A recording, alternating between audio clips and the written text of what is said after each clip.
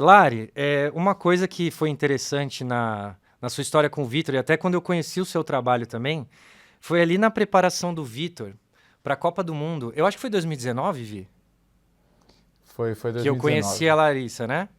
Foi. É. E eu lembro que, assim, eu já tinha visto alguns treinos do Vitor e eu nunca tinha visto um treino como esse que você estava fazendo com ele, né? Foi a primeira vez que eu vi o seu trabalho sendo feito de fato, né?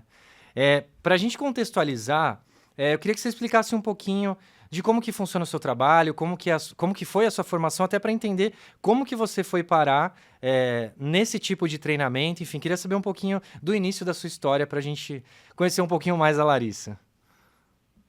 Beleza, maravilha. Então, eu me formei em Educação Física pela Unicamp em 2008, porque fazer Educação Física naquela época fazia sentido. Eu sei que não parece, né, quem me conhece ao vivo sabe que eu tenho 1,5 m. Quando eu olho para o Vitor, eu fico com um torcicolo, mas toda a minha infância e adolescência eu competi. Então, quando chegou a época de prestar vestibular, eu falei: "Gente, o que eu sei que eu faço bem? Nadar". E aí eu fiz Educação Física. E o que foi interessante é que logo no começo da minha jornada na educação física, eu percebi que eu não queria ser técnica, não queria ser professora. Tem disciplinas que até hoje eu não sei como eu passei, tipo biomecânica do movimento, eu não sei como eu passei. Eu percebi que eu gostava do pescoço para cima. Então eu comecei a estudar mais a respeito de cérebro, a respeito do cérebro no contexto esportivo, e eu fui então me especializando em neurociência aplicada no esporte. E falar de neurociência aplicada no esporte é novo, né? Aqui no Brasil não é tão disseminado. Então eu tive que estudar por conta própria, fazer alguns cursos, até que em 2019 eu abri no CNPJ, existia antes, mas no CNPJ a Neuroesporte. A Neuroesporte é uma empresa especializada em neurociência aplicada ao esporte, então a gente faz uma série de avaliações do sistema nervoso do atleta e a gente oferece soluções customizadas, individualizadas, para melhorar a performance esportiva através do sistema nervoso. Fantástico, Lari. Na verdade, eu te conheci através do nosso último convidado, que foi o Delia, e ele tem o método dele, né? E psicofísico e tal. Ele começou a me colocar nesse meio, né? De trabalhar o cérebro. Era uma coisa que era difícil de entender, né? O tipo de treinamento. Quando você chegou, você colocou o óculos, né, de realidade virtual em mim e foi trabalhar a velocidade de reação. E eu achava que eu era uma pessoa, vamos dizer assim, né, com a reatividade muito boa. Eu sempre me achei um atleta com uma inteligência um pouco acima da média, né, na hora de tomar as decisões na quadra. E eu fui ver ali que eu estava bem abaixo, talvez, né, de outros atletas que lidam, pilotos, né, atletas que precisam dessa velocidade, dessa cognição. E a gente começou a fazer esse trabalho e eu comecei a estudar um pouco. E aí eu fui além com essa coisa de neuroplasticidade, fui entender o poder da mente, como ela pode se adaptar, como a gente pode melhorar, né, a qualidade da nossa cognição, principalmente atletas e na vida, né, no cotidiano. Então, assim, o que eu queria entender é em que ponto a gente hoje está ainda equivocado, né, errado, nessa ideia de que chega um momento o nosso cérebro já não consegue mais expandir, você não consegue moldar ele para melhorar, por exemplo, a atividade para um jovem atleta ou para um atleta mais velho, de você criar essa rotina para melhorar o seu cérebro e ser uma pessoa mais capaz de lidar com aquelas emoções e a pressão, né? Como você vê isso da neuroplasticidade? Essa pergunta é muito importante até para gerar valor agregado do que a gente pode fazer, não só na performance esportiva, como também para ter uma qualidade de vida. Então, quando a gente fala de neuroplasticidade, a gente está falando da capacidade do nosso cérebro de se reestruturar, reestabelecer novas conexões, se rearranjar a partir dos estímulos que são dados. Nesse sentido, a partir do momento que você cria um ambiente rico em estímulos e percebe rico não é quantidade, também é uma qualidade de estímulos, a gente consegue fazendo com que esse cérebro vá mudando em termos de arquitetura neural, ou seja, como que estão aí as trilhas nervosas dentro do sistema nervoso. E o que é interessante é que eu sei que o podcast aqui, a ideia é falar no contexto esportivo, agora tem muitos atletas sêniores também. que, a partir de um determinado momento, vão perceber que a atenção, a memória operacional, o controle de impulsividade vão começar a declinar. E é um declínio natural da nossa espécie. E se a partir de mais ou menos 30, 35, 40 anos, eles começarem a prestar atenção, começarem a construir uma reserva cognitiva através de exercícios cognitivos, aprendizagens de uma nova linguagem, a gente consegue evitar que esse declínio seja extremamente acentuado. Então, falar de neuroplasticidade é tão importante no contexto esportivo, como também na qualidade de vida. Perfeito, Lari. E uma coisa é que, assim, para mim que sou completamente leigo no assunto, né? Eu fico pensando que, basicamente, essa questão de neuroplasticidade e tudo mais, entendo que tem a ver com idade, existe algo que, com o passar do tempo, isso talvez precisa ser mais trabalhado e vai decaindo normalmente e tudo mais. Mas quando a gente fala de, entre aspas, treinar o cérebro, vamos pensar assim, a gente está falando de algo que é físico, de questão de ligações nervosas, enfim, algo que de fato está mexendo na estrutura cerebral. A gente está falando de algo sobre emoções também. O que é exatamente esse treinar, que eu estou colocando entre aspas, o cérebro? É, perfeito. E é difícil para a gente entender isso, né? Até porque, assim, quando a gente vai para a sala de musculação, a gente pega um peso, faz um exercício de bíceps, a gente vê o bíceps, né, saindo, ficando cada vez maior, mais definido, enfim. E aí, quando a gente fala de treinar o cérebro, fica no ramo intangível, porque a gente não consegue ver, a mudança estrutural que acontece lá dentro.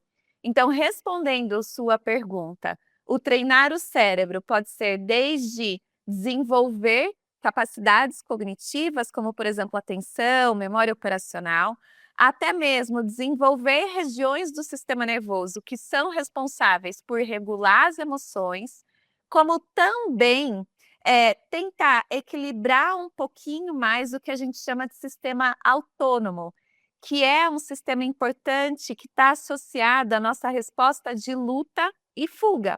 Então, enquanto para mim, num contexto de vida normal, tô andando na rua, um pitbull vem atrás de mim e eu preciso que meu sistema nervoso autônomo responda de uma maneira eficiente, isso enquadra no contexto esportivo, pode sim prejudicar, porque eu estou processando como uma ameaça um ambiente que não deveria ser ameaça para mim.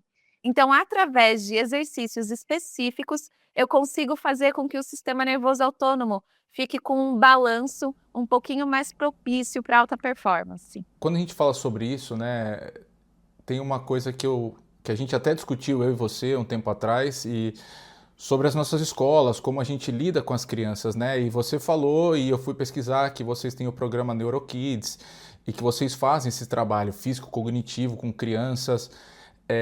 E eu estava lendo um dado, depois você pode até me falar, que muitas dessas crianças, depois de 4 meses trabalhando com vocês, alunos com uma nota abaixo da média, acho que de 11% caiu para 1%, né? Então, os alunos fazendo um treinamento, e eu vi um pouco o plano de treinamento, né? Aí você me corrige se eu estiver errado, que eles começam com uma atividade anaeróbica, então exercício físico, para depois entrar no treinamento mental. Então, me explica um pouco, porque eu tenho alguns amigos agora, né, que meu primo, por exemplo, o filho dele está jogando futebol, tem 14, 13 anos, o outro filho faz patinação e eles estão começando, e muitas pessoas também no camp que eu fiz, né, os pais perguntam como as crianças podem melhorar, e a gente sempre sabe muito bem da parte física técnica do esporte. Mas quando eu comecei a ver esses dados de quanto essas crianças melhoram na escola, e isso está conectado com certeza depois com o esporte, como funciona esse trabalho que vocês fazem com as crianças? De por que começar com o trabalho físico, depois ir para o mental? Como é que essa coisa funciona para a cabeça deles ter esse plus aí que vocês conseguem? Boa. Então, assim, aqui a ordem dos fatores, Victor, ela é menos importante. Começar com o físico ou começar com o mental. O mais importante é a gente abordar as duas vertentes. Então, assim, hoje existem vários estudos e da melhor pesquisa possível, assim, então meta-análises que envolvem estudos cegos randomizados, que mostram como a atividade física é benéfica na melhoria do desempenho acadêmico. E aí vocês podem estar perguntando: "Nossa, mas por quê?". Porque a atividade física, ela promove o desenvolvimento das funções executivas, ou seja, de competências aqui da frente, né, na parte de trás da nossa testa, que são muito importantes no cenário acadêmico. Por exemplo, a atividade física melhora a capacidade de sustentar a atenção, melhora a memória, melhora o controle inibitório. Por que que o cognitivo, ele é importante aqui também? Porque uma das características do treinamento cognitivo é a imprevisibilidade. E a imprevisibilidade ela acontece no cenário esportivo, assim como ela acontece no cenário acadêmico. Como assim? Eu não sei qual nota, não sei qual pergunta vai cair na minha prova. Por se tratar de imprevisibilidade, o nosso cérebro não gosta. E por não gostar de prever o que vai acontecer, ele pode gerar mecanismos como, por exemplo, deixar a criança ansiosa ou dar aquele branco. Então, quando a gente insere atividades que têm esse caráter aleatório, ou seja, a criança não consegue prever o que vai acontecer, a gente está, de certa forma, simulando metaforicamente a imprevisibilidade do cenário acadêmico com a imprevisibilidade do treinamento cognitivo.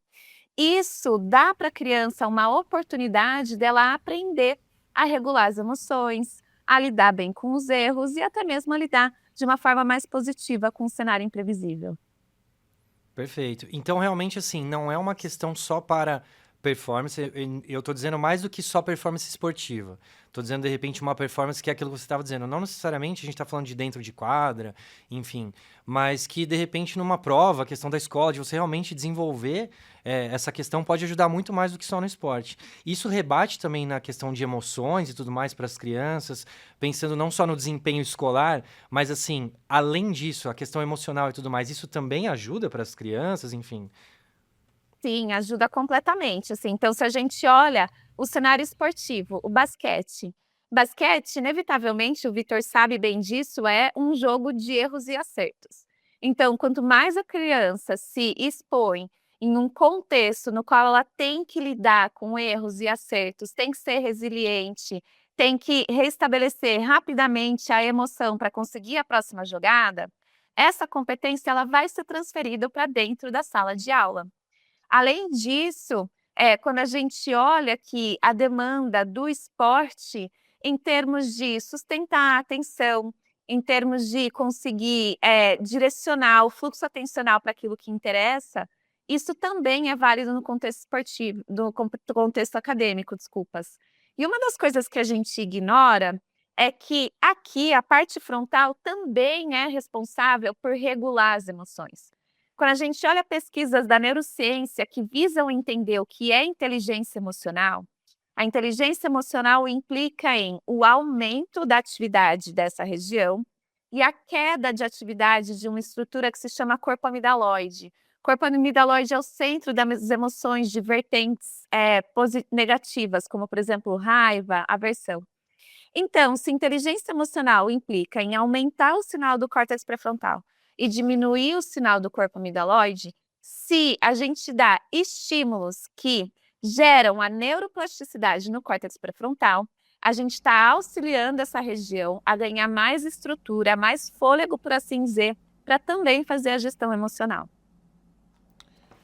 Ô Lari, e você falou uma coisa perfeita, eu até trouxe, eu vou mostrar aqui para a galera esse livro, Inteligência Emocional, Daniel Goleman.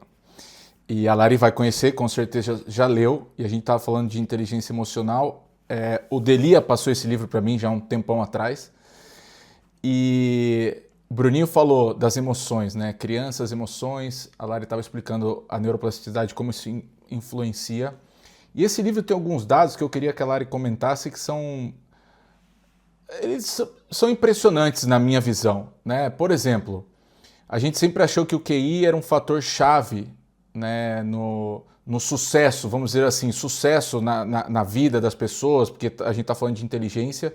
E esse livro ele coloca um dado que o QI, né, o coeficiente de inteligência, ele explica apenas 20% do sucesso na vida das pessoas, 80% vem de fatores como a inteligência emocional. Então, saber lidar com aqueles que estão na sua volta e tudo mais.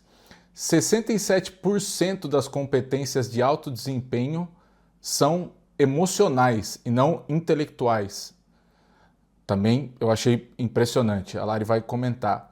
E aí tem um dado também interessante nesse livro, que ele fala que a L'Oréal, a empresa L'Oréal, ela fez uma seleção para uma equipe, né? Fez diversas equipes para vendas, e uma das equipes eles focaram principalmente nas competências emocionais dos empregados que eles estavam contratando. E outras equipes estavam focadas exatamente na parte de conhecimento técnico, né? E tudo isso. A equipe que foi selecionada por competências emocionais gerou 3 milhões em receita anual a mais do que qualquer outra equipe de vendas, né?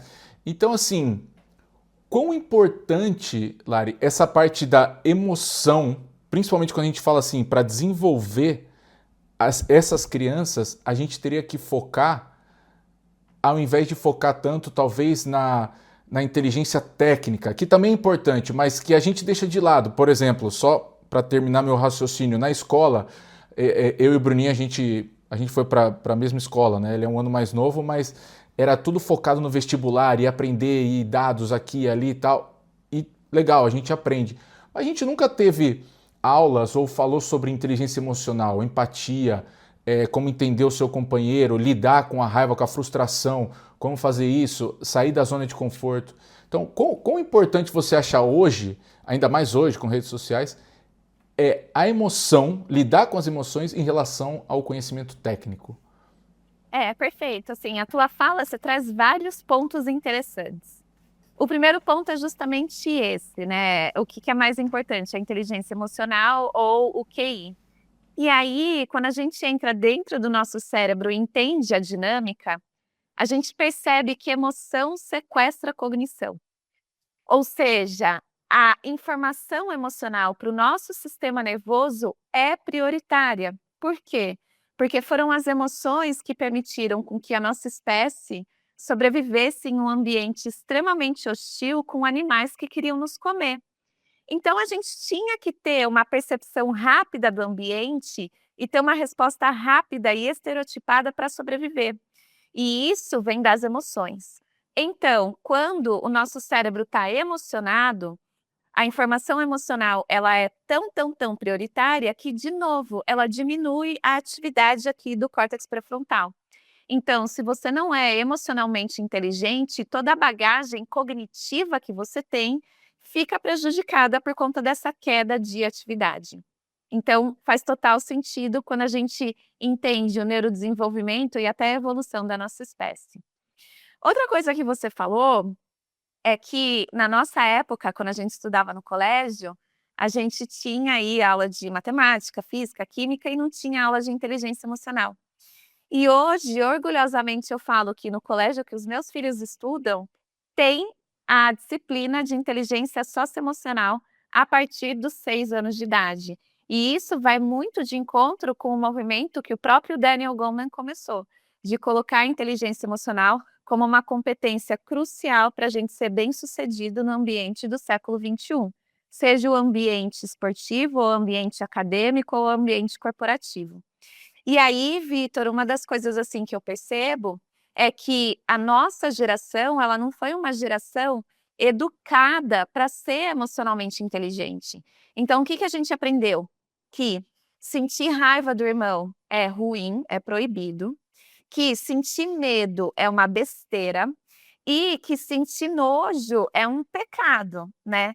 E aí, hoje, na vida adulta, exigem que a gente lide bem com essas emoções, tipo, não faz sentido.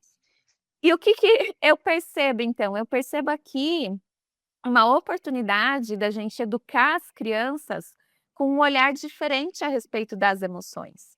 Então, ao invés de gritar com um atleta que está paralisado em quadra, ou até mesmo ofendê-lo, porque sim, eu já presenciei ofensas em atletas assim de 12 anos que estão paralisados em quadra, é a gente ensinar o que é essa parálise. Essa paralisia, né? O que ela significa?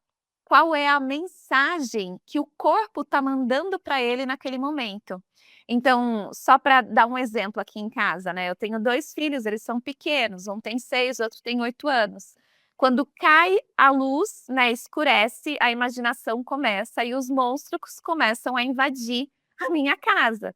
E aí eles falam: "Mamãe, eu tô com medo, tem uma sereia do mal embaixo da minha cama". E ao invés de eu falar assim: "Filho, não existe sereia do mal, é a tua imaginação", eu vou com ele no quarto, acendo a luz, olho debaixo da cama e aí a gente conversa. O que que você sentiu quando você estava com medo? O que que o medo fez no seu corpinho? E quantas vezes você sentiu medo e a gente veio e não tinha nada embaixo da tua cama? Da próxima vez que o medo tiver que, invadir a tua mente, o que que você pode falar para ele? Como que você pode contestar esse medo?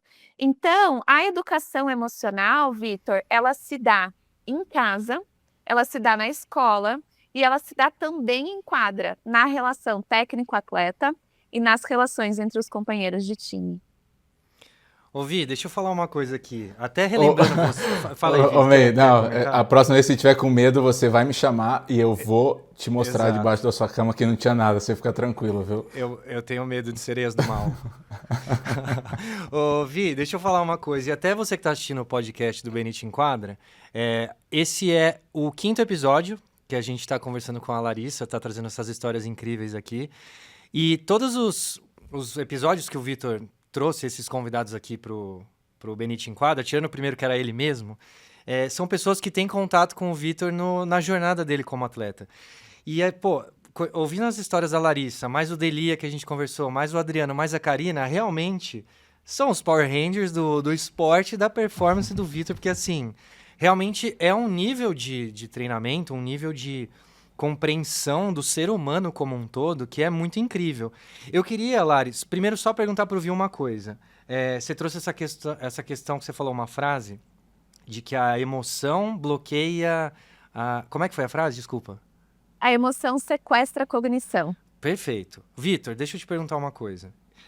Eu não sei quando que você iniciou o seu trabalho com a Larissa e tudo mais, mas eu queria que você, como atleta, comentasse um pouquinho disso, tá? De como que é a questão da performance, como de repente você tá com alguma outra coisa na cabeça, às vezes tá preocupado com uma coisa que não necessariamente tem a ver com o jogo, com o cara que você tá marcando, ou, enfim, algo externo. Como é que é isso pra você, depois que você começou a trabalhar esses pontos com a Lari, enfim, com o Delia, todas essas pessoas que fazem parte da sua história? Me passa a posição de quem está em quadra. O quanto isso influencia? Total, 100%, influencia 100%. Hoje eu gostaria de... Assim, eu fui criado numa família, a gente já falou, meu pai jogou, eu sou mais novo de 3 irmãos, então eu aprendi um pouco na marra, né, jogando contra eles. E eu sempre acreditei muito na dificuldade. E meus pais, eles sempre me empurraram a ir contra, né, essas dificuldades e tentar superá-las, né? Nunca foi em casa. Então eu acho que eu tive esse ensinamento de controle emocional desde pequeno, né? Meus pais, eles me mostravam os caminhos e vamos fazer. E quando eu estava com a cabeça baixa, tenta de novo e vai de novo. Então assim, passava a mão na cabeça quando tinha que passar, brigava quando tinha que brigar, porque, né, eu sempre acreditei nisso. E quando eu fui me tornando adulto, as coisas só vão piorando, né? Você vai tendo mais dificuldades. A criança tem essa capacidade de ser muito criativo. O adulto, ele já tem todos aqueles preconceitos que vão manipulando a cabeça dele, né? O que pode dar errado, e se dá errado, você vai ter vergonha.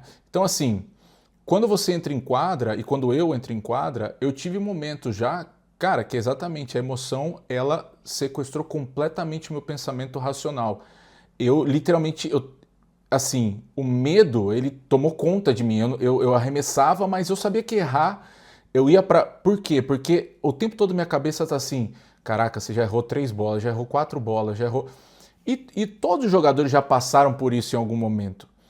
Só que quando você não trabalha, por que eu fui buscar a Lari, a Karina, o Delia? Porque se você não trabalha, aquilo começa a virar uma bola de neve. Toda vez que você entra em quadra, cara, o pensamento, a gente não tem controle, né? Existem alguns dados que a Lari pode até conhecer melhor, de a quantidade de pensamentos que a gente tem durante um dia, né? Então, assim, cara, é o tempo todo você está pensando. Só que quando você entra nesse beco sem saída, que você pensa uma coisa ruim, aí já vem outra em cima, Cara, se você não tem ferramentas, então o Delia me ensinou, a gente falou lá algumas técnicas, né, de você respirar, depois com a Karina, desabafar durante a semana, tirar aquelas ideias ruins e ter uma conversa com uma psicóloga. A Lari, com toda essa parte que a gente fez de cognição, de velocidade de reação, você foca na hora do jogo, você está mais preparado, então não vem tantos pensamentos ruins. Então, assim, se eu te falar a verdade, cara, teve jogo que eu tava completamente fora. Minha cabeça, eu não conseguia focar na jogada, não conseguia. Por treinar muitos, você joga no automático, mas você não está confiante. E o mesmo acontece do outro lado, quando você está preparado com uma confiança extrema, você nem pensa na cognição, ela sai, ela é natural, né? Você está meio que na zona, né? Vamos dizer assim. Então, cara, eu acho que no fim das contas é um equilíbrio. Você aceitar que vão ter momentos que a emoção vai tomar conta, mas você não ficar muito tempo nessa situação, né? E eu acho que a gente vai entrar em outro tratamento agora, Bruninho, se você quiser entrar na próxima pergunta que a Lari fez comigo também, que eu achei muito interessante, né? Neuromodulação não invasiva, ou TDCS, que são coisas que completamente fora, mas que ajudam você a lidar com essas emoções e que os atletas hoje e pessoas comuns têm acesso, mas a gente não sabe que a gente tem acesso a essas ferramentas para não deixar que a emoção tome controle, né? É aquela história do cara que está apaixonado que fica cego. Você fica mesmo quando está apaixonado, pro bem e pro mal, né? Esse que é o problema. Então, assim, cara, é difícil lidar com isso, mas é um treinamento. Eu levo anos e ainda assim tô aprendendo muito, né? Sim. Isso, inclusive, você puxou até um gancho bom que eu vou mandar para Lari, justamente. Eu queria entender, Lari, como que foi o seu trabalho com o Vitor e que você trouxesse justamente esses pontos que o Vitor comentou, né? Inclusive, eu li a sigla TDCS, fiquei até na dúvida do que seria isso exatamente. Queria que você explicasse, então, um pouquinho do seu trabalho com o Vitor, né? Quando que começou e tudo mais, e sobre esses métodos específicos que ele citou aí. Boa. Então, assim, eu vou responder sua pergunta, mas antes eu quero fazer um comentário que é interessante, né? Às vezes engraçado, porque a gente olha para o Vitor e fala assim: caraca, Vitor, Delia, Karina e Lari, precisa de tudo isso? E sim, é interessante porque cada um de nós, a gente ocupa uma posição diferente e importante no cenário da vida do Vitor. Então, sempre quando a gente fala de qualquer tipo de mudança, a gente tem que enfrentar frentes diferentes. A frente comportamental, a frente cognitiva e a frente fisiológica. A frente comportamental eu vejo muito dele aqui, trazendo ferramentas, trazendo insumos, trazendo estratégias.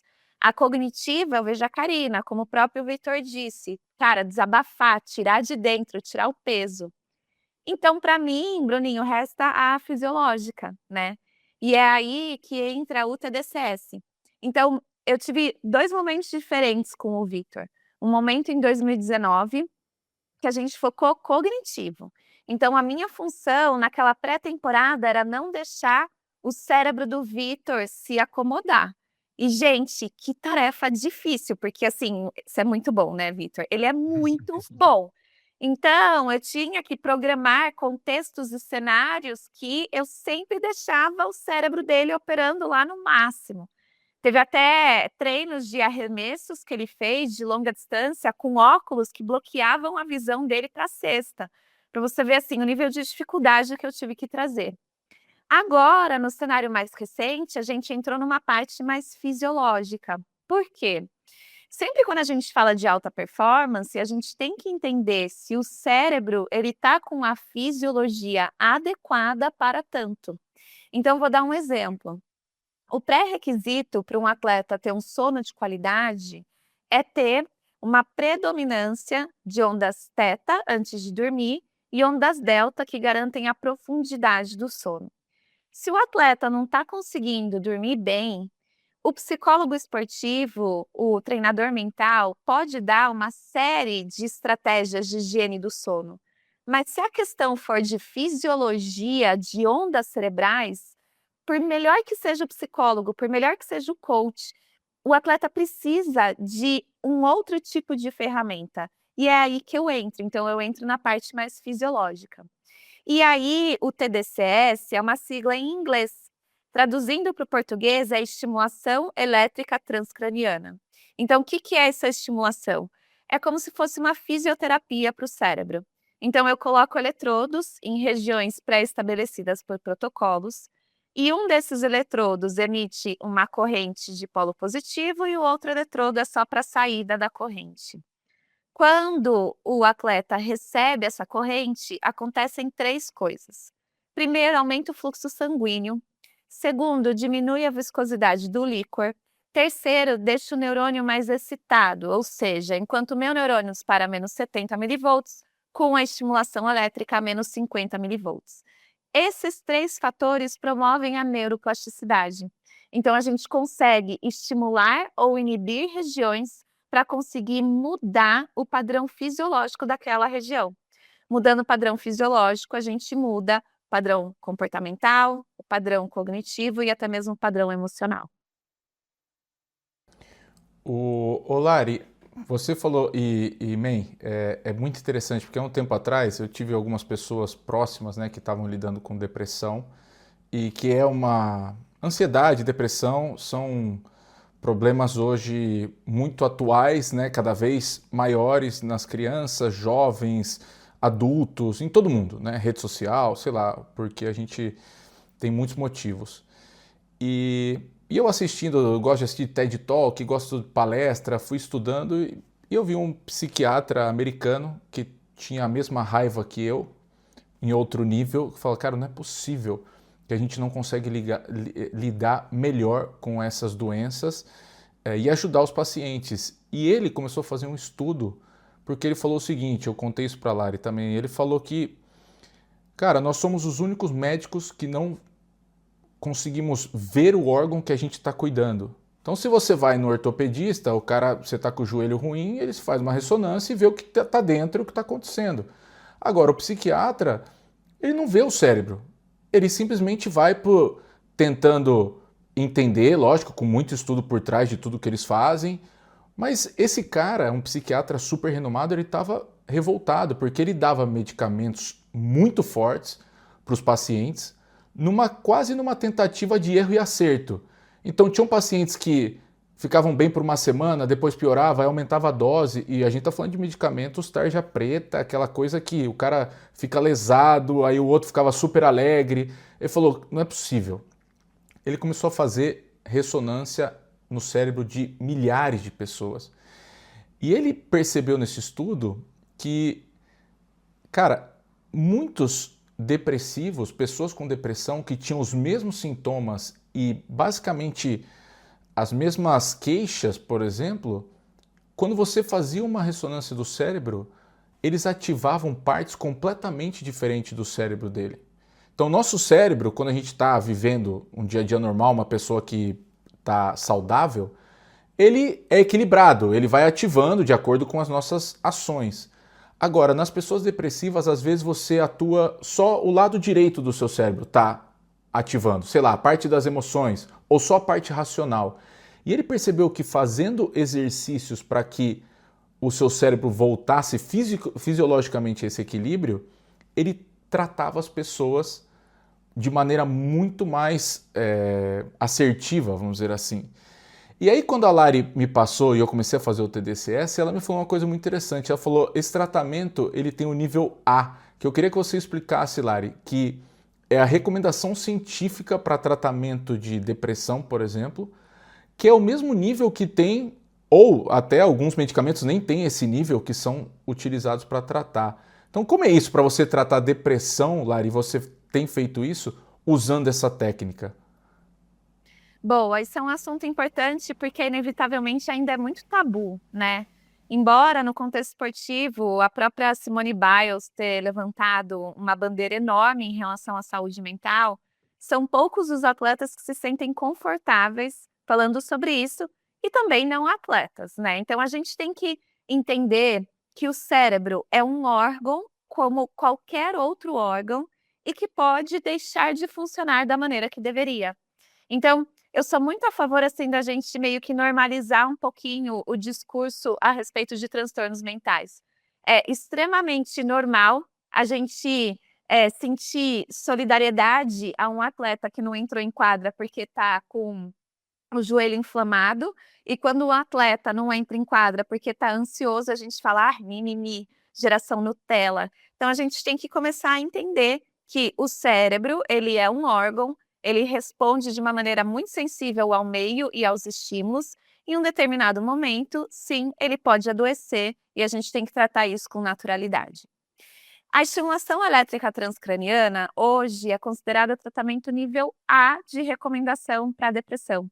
Isso saiu no Tratado de Psiquiatria em 2020, que é uma revisão sistemática, envolvendo meta-análises de várias pesquisas com a estimulação elétrica de vários transtornos, e viram que, na maioria dos casos, aliás, desculpa, em todos os casos, a estimulação elétrica transcraniana trouxe benefícios para a depressão, por isso que é nível A de recomendação. Em outras palavras, o bônus envolvido nessa técnica supera o ônus dessa técnica em todos os casos. Por que ela é tão eficiente? Porque, como você mesmo disse, Vitor, ela atua mudando a fisiologia em regiões do cérebro que, quando está em depressão, tem uma queda de atividade. E o que é interessante é alguns índices aqui que eu vou trazer para vocês como uma questão de curiosidade. A estimulação elétrica transcraniana é nível A de recomendação para depressão. Não tem nenhum antidepressivo que é nível A de recomendação. Além disso, existem várias pesquisas que mostram como o estilo de vida é importante para casos de depressão. Inclusive, existem estudos que comparam o efeito da atividade física no combate à depressão versus o efeito de antidepressivos no combate à depressão. E a atividade física é muito mais eficiente do que o próprio antidepressivo. Isso significa que eu estou indo contra a medicação? Não, de jeito nenhum. Eu trabalho com 2 psiquiatras aqui em Campinas e eles me mostram diariamente como a medicação é importante, inclusive para preservar vidas. Agora, o que eu estou trazendo é que a gente tem que expandir o nosso olhar. A gente tem que entender que estilo de vida é crucial para o combate à depressão. Dentro do estilo de vida, a atividade física, e também existem outras técnicas, como a estimulação elétrica transcraniana, que trazem baixo efeito colateral ou quase zero efeito colateral e são muito benéficas no auxílio do tratamento. Inclusive, só para concluir, tem uma nova corrente da psiquiatria que se chama psiquiatria do estilo de vida. E antes de pensar em sugerir qualquer medicação, o psiquiatra mergulha no estilo de vida. E aí, o que é muito legal é que o Dr. Leandro, da MHS aqui em Campinas, um dia me mostrou uma receita que ele deu para um paciente. E ele não indicou nada de remédio. Ele colocou melhorar a qualidade do sono, melhorar a alimentação, melhorar a atividade física. Por quê? Porque ele viu que naquele contexto, o estilo de vida sendo melhorado, sendo cuidado, traria mais benefícios para o paciente do que o próprio remédio. Perfeito, Lari. Só uma dúvida que eu fiquei aqui, a TDSC, ela é recomendada apenas para quadro de depressão ou ela serve para outros cenários também? Só para entender quando que esse tratamento é indicado. Boa. Então, assim, existem níveis de recomendação, como você viu. Nível A de recomendação atualmente tá para depressão, fibromialgia e enxaqueca. E aí começa nível B de recomendação, que ainda é muito ônus para menos bônus. E entram contextos como Parkinson, Alzheimer, TDAH, esquizofrenia, dentre vários outros cenários. Assim, gente, eu não vou saber de cor, tá? Só que, respondendo a tua pergunta de uma maneira objetiva, a estimulação elétrica transcraniana, ela ajuda em vários outros casos. Inclusive, Bruninho, ansiedade. Porque a ansiedade é incrível, assim, a gente percebe na hora que dá aquela baixada, na informação emocional. O na hora é na hora mesmo, instantâneo, assim, só para entender quão rápido. É, na hora mesmo, é instantâneo. E o que é legal é que, assim, muitas das pessoas, né, que buscam a estimulação elétrica para combater a ansiedade, fala: "Nossa, eu tô com sono". Só que na verdade não é sono, a verdade é que as emoções elas deram uma baixada e o córtex pré-frontal está voltando à atividade. Então, enquanto eles percebem como sono, na verdade, é um restabelecimento da fisiologia. Eu fiz o tratamento, viu, Bruninho? Eu fiz É isso por que eu um ia perguntar. mês. Como é que Eu foi? fiz por um mês. Antes da Copa América, a gente foi campeão. Então, às vezes. Vou ter que fazer, então. Cara, é muito interessante. Na verdade, o que eu acho incrível de tudo isso é que eu vi pessoas do meu lado sofrendo muito com medicação para depressão, né? E eu sempre ficava chateado, vamos dizer assim, porque eu entendo também e estou de acordo com a Lari, né, que, lógico, o medicamento ele é importante, existem profissionais que lidam com isso, mas muitos profissionais hoje estão começando a ir para um lado de, cara, peraí, primeiro deixa eu melhorar a sua vida para depois entrar com medicamento desse nível. Pô, eu tenho amigos que eu via tomando antidepressivo e o cara ficava literalmente lesado depois, assim, você fala, para viver assim, não precisa nem viver, né? Porque. E lógico, só que não conseguia fazer exercício, bebia direto, comia mal. Então, tudo isso. Eu, quando a Lari, nesse segundo momento que a gente trabalhou junto, eu tava mais ansioso, muito mais ansioso. E eu fui falar com ela, eu busquei, foi quando eu comecei até a trabalhar com a Karina, e ela falou, Vitor, vamos tentar, depois no tempo fazer, é um tratamento legal. E, cara, eu realmente senti que me ajudou bastante na parte de ansiedade, bastante na parte de, depois do treinamento, me sentir mais relaxado. E eu adoro testar essas coisas novas, eu acho que foi muito bom. E depois, eu até estudando e entendendo um pouco mais sobre isso, eu comprei um outro, que eu até trouxe aqui para a Lari comentar, um outro produto, porque lógico, o TDSS era uma outra máquina que você tem que colocar aqui na cabeça tal, e a Lari me emprestou e a gente fez. Mas depois tem esse outro que é comercial, que é o Pulseto, chama. Que você coloca aqui, né, para estimular o nervo vago, né? Em português é vago que fala, Lari? E aí você tem um aplicativo, man, e você escolhe, por exemplo, estresse, ansiedade, para dormir, e ele vai estimular e ele exatamente fala, assim, a ideia é estimular esse nervo que vai sair de um estado simpático, né, que é o estado de luta e fuga, para um estado parasimpático, que é de descanso. Mas, cara, esse aparelhinho aqui, eu faço todos os dias, de manhã e antes de dormir. E é verdade que nos últimos meses eu me sinto muito menos estressado e eu tenho dormido muito melhor. Então eu queria que a Lari falasse também, porque a gente falou do TDCS que aqui é para o cérebro, né? E esse aparelho, o Pulseto, que não patrocina a gente ainda, mas Poderia patrocinar. mas assim, atua em outro nervo também que ajuda nessa parte. Então, são técnicas, né? Eu queria que você falasse um pouco dessa, Lari, também. Boa, vou falar. Então, só um comentário rápido antes, né? O Vitor se preparou com a estimulação elétrica transcraniana para a Copa América, eles foram campeões, mas assim, o que me deixou mais orgulhosa, acima de tudo, foi aquele discurso que ele fez no vestiário antes da final. Cara, um dos discursos mais bonitos que eu já vi na minha vida, Vitor. Parabéns, eu mostrei para os meus filhos esse discurso. Vamos lá. Obrigado. A estimulação elétrica transcraniana e o pulseto. Então, para vocês entenderem, assim, eles estão mesmo que na mesma família de terapias. Eles estão embaixo de um guarda-chuva que se chama neuromodulação não invasiva. Neuromodulação não invasiva é um conjunto de técnicas que, o próprio nome diz, não é invasivo e modulam o funcionamento do sistema nervoso. Enquanto a estimulação elétrica transcraniana atua no sistema nervoso central, majoritariamente, inclusive no caso do Vitor, o pulseto, como vocês ouviram o Vitor falar, atua no nervo vago. O nervo vago é um dos maiores nervos que a gente tem e ele é extremamente importante porque ele faz a conexão direta entre cérebro e intestino. Não é à toa que quando a gente está ansioso, Bruninho, a gente sente coisas no intestino, ataca a gastrite. Por quê? Porque é essa conexão entre o intestino e o cérebro. Então, o nervo vago, ele faz uma transmissão entre o sinal do sistema nervoso e o sistema digestório, entre vários outros órgãos, Só que, majoritariamente, a informação é ascendente, ou seja, de baixo para cima. O que que o pulseto faz? Como vocês viram, o Vitor coloca aqui no pescoço e ele emite também uma corrente. Essa corrente isso, exatamente. Essa corrente, ela gera um sinal de estiramento das fibras.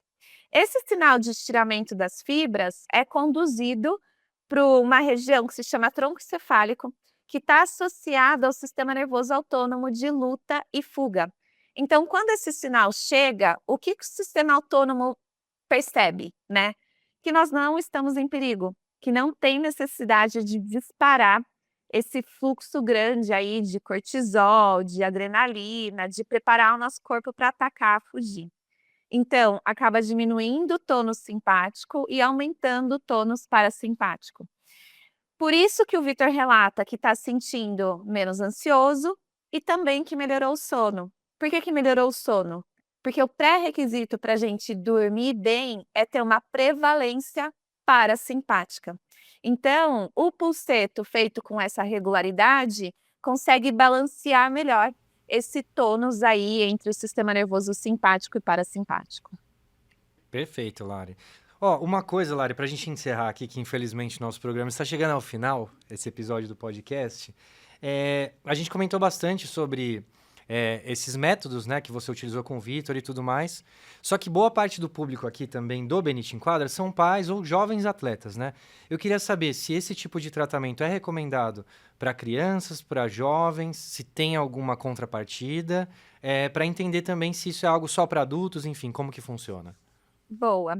Bruninho, então assim, a partir do momento que os ossos, né, da cabeça estão fechados, a criança pode receber a estimulação elétrica transcraniana. Inclusive, assim, para autistas, isso tem sido amplamente estudado e os resultados estão sendo extremamente positivos. Qual que é o cuidado que a gente tem que ter com criança e com adolescente? É a própria sensibilidade. Então, um adulto facilmente suporta uma corrente de 2 miliamperes.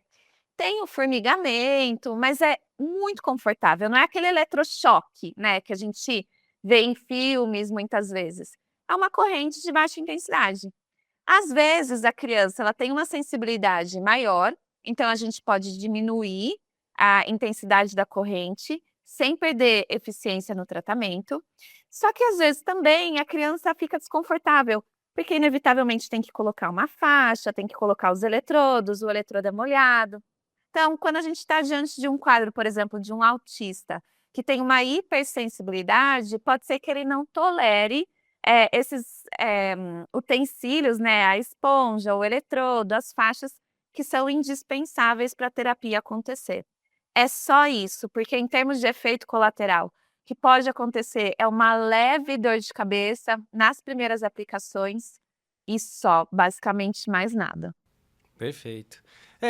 Lari, Vi, estamos chegando aqui no finalzinho desse episódio mais do que especial. E Vi, mais uma vez a gente vê a força do mental, da neuroplasticidade, né? Na performance do atleta e para a vida mesmo, né, Vi? Exato, exato. E, bom, eu só tenho que agradecer a Lari, ela ajudou na minha carreira